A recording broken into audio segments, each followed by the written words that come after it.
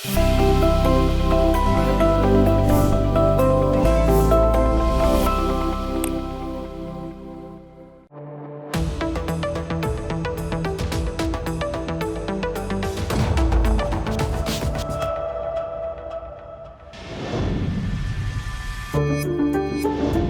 The point programme में एक बार फिर से आपका स्वागत है।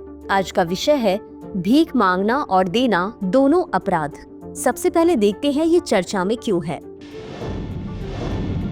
हाल ही में इंदौर के बाद भोपाल जिला कलेक्टर ने भी सभी सार्वजनिक स्थानों पर भीख मांगने पर प्रतिबंध लगाने का आदेश जारी किया है।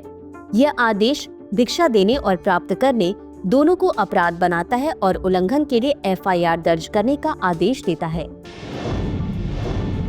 चलिए अब देखते हैं आदेश के कानूनी आधार के बारे में। यह आदेश भारतीय नागरिक सुरक्षा संहिता BNSS 2023 की धारा 163 के तहत जारी किया गया था, जो जिला मजिस्ट्रेट या कार्यकारी मजिस्ट्रेट को उपद्रव या संभावित खतरे के मामलों में निषेधात्मक आदेश जारी करने का अधिकार देता है। यह कानून अधिकारियों को संबंधित व्यक्तियों को 2 महीने तक की अवधि के लिए निर्दिष्ट क्षेत्रों में विशिष्ट कार्यों से दूर रहने का निर्देश देने की अनुमति देता है, जिसे राज्य सरकार द्वारा 6 महीने तक बढ़ाया जा सकता है।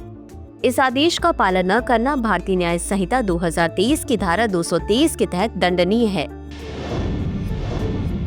अब देखते हैं भारत में भीख मांगने से संबंधित कानून के बारे में। भीख मांगने के खिलाफ पहला कानून Bombay prevention of beggary act 1959 था, जो बंगाल वैगरेंस एक्ट 1943 और कोचिन वैगरेंस एक्ट 1945 जैसे औपनिवेशिक युग के आवारागर्दी कानूनों पर आधारित था। 1959 के अधिनियम का उद्देश्य बेसहारा व्यक्तियों, कुष्ठ रोगियों और मानसिक रूप से बीमार लोगों को संस्थानों या हिरासत केंद्रों में भेजकर सार्वजनिक स्थानों से हटाना था। मुंबई में अभी भी कानून लागू है, जिसके तहत पुलिस का बेघर व्यक्तियों को बिना किसी प्रत्यक्ष जीविका के 10 साल तक हिरासत में रखने की अनुमति है। 2018 दिल्ली उच्च न्यायालय का फैसला। दिल्ली उच्च न्यायालय ने भीख मांगने को अपराध से मुक्त कर दिया। फैसला सुनाया कि अपराध नहीं बल्कि गरीबी ही इसका मूल कारण है।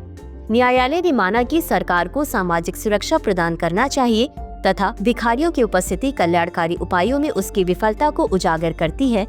धारा 11 जो जबरन भीख मांगने पर दंडनीय है, वैध बनी हुई है। इसके बावजूद महाराष्ट्र सहित कई राज्य 1959 के अधिनियम के आधार पर भीख मांगने को अपराध मानते हैं। केंद्र सरकार और अन्य राज्यों का दृष्टिकोण। वर्ष 2018 में एक्टिविस्टों ने भीख मांगने के विरुद्ध कानूनों को निरस्त करने का आग्रह किया। यह तर्क देते हुए कि तस्करी और जबरन भीख मांगने को पूर्ण अपराधीकरण के बजाय मौजूदा कानूनों के माध्यम से संबोधित किया जा सकता है। निराश्रित व्यक्ति संरक्षण, देखभाल और पुनर्वास मॉडल विधेयक 2016 में प्रस्तावित किया गया। भिक्षावृत्ति अधिनियम को निरस्त करना और प्रत्येक जिले में पुनर्वास केंद्र स्थापित करना। हालांकि विधेयक पर चर्चा पूर्व विधायी परामर्श के बाद रुक गई। वर्ष 2020 में केंद्रीय सामाजिक न्याय और अधिकारिता मंत्रालय ने मुंबई सहित 10 शहरों में पुनर्वास केंद्रित पहल शुरू की। मानसिक स्वास्थ्य देखभाल अधिनियम 2017 मानसिक बीमारी वाले बेघर व्यक्तियों की देखभाल के लिए प्रावधान करता है, लेकिन व्यापक कल्याण उपाय अपर्याप्त हैं। निष्कर्ष।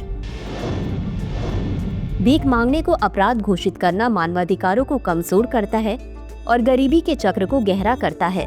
एक अधिक प्रभावी दृष्टिकोण में समावेशी नीतियों, सामाजिक कल्याण कार्यक्रमों, कौशल विकास और मानसिक स्वास्थ्य सहायता के माध्यम से मूल कारणों को संबोधित करना शामिल होगा।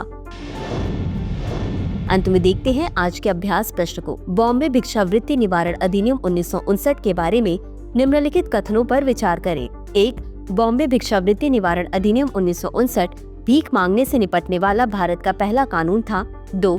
यह अधिनियम केवल शहरी क्षेत्रों में भिखारियों पर केंद्रित था और ग्रामीण क्षेत्रों पर लागू नहीं होता था। उपरोक्त दिए गए कथनों में से कौन सा या कौन से सही है या सही है?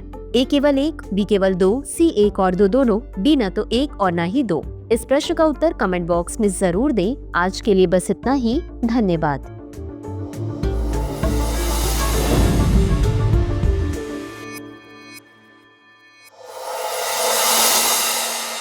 डियर व्यूअर्स, अपने एग्जाम की तैयारी को और बेहतर करने के लिए हमारे चैनल को लाइक, शेयर और सब्सक्राइब करना न भूलें।